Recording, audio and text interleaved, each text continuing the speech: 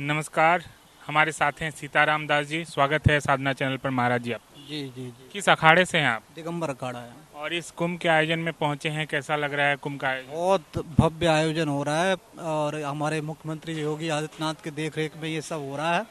बहुत, जिससे पूछो सब प्रसन्न है। कोई भी ऐसा नहीं है कि जिसको कुछ कमी लग रही हो।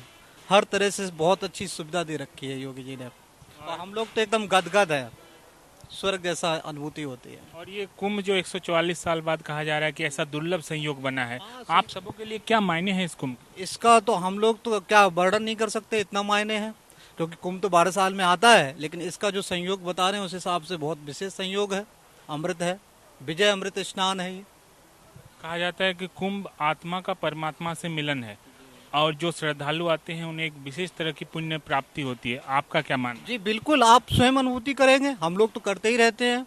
कई हम लोग कुंभ कर चुके हैं, हरिद्वार का भी कर चुके हैं, उज्जैन का भी, नासिक का, हरिद्वार का और यहाँ का प्रयागराज का। तो हम तो अनुभूति करते ही हैं। आप स्वयं करेंगे। आप यहाँ जैसे ही प्रवेश करेंगे ना, तो ये इसका आपका वायुमंडल आपको अनुभूति कराएगा। और महाराज जी, आपकी ये जो जटा मैं देख रहा हूँ काफी लंबी है, ये कितने दिनों से आपने छोड़ी हुई? ये वैसे तो मैं बचपन का ही महात्मा हूँ। तो बचपन के महात्मा में कई बार भद्र भी होते हैं, मतलब मुंडन भी होता है। लेकिन ये 10-15 साल का है। 15 सालों से आप? 15 साल का, हाँ। और कितने सालों से आपने इस वेश को धारण किया है?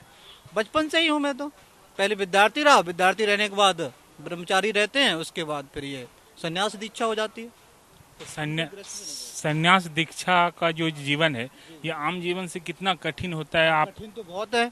कठिन तो इतना है कि एक आर्मी का जो जवान होता है उससे ज़्यादा हमारा कठिन होता है।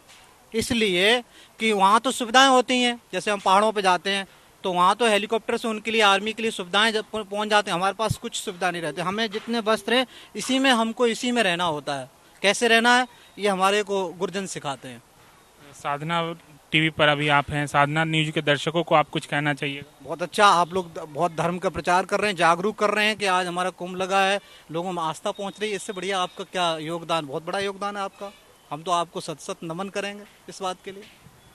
तो आप सुन रहे थे सीताराम दास महाराज जी को। इन्होंने सीधे तौर पर कहा कि कुंभ कोई मेला नहीं, कुंभ एक मिलन है। यहाँ पर जो भी आएंगे उन्हें पुण्य की प्राप्ति अवश्य होगी।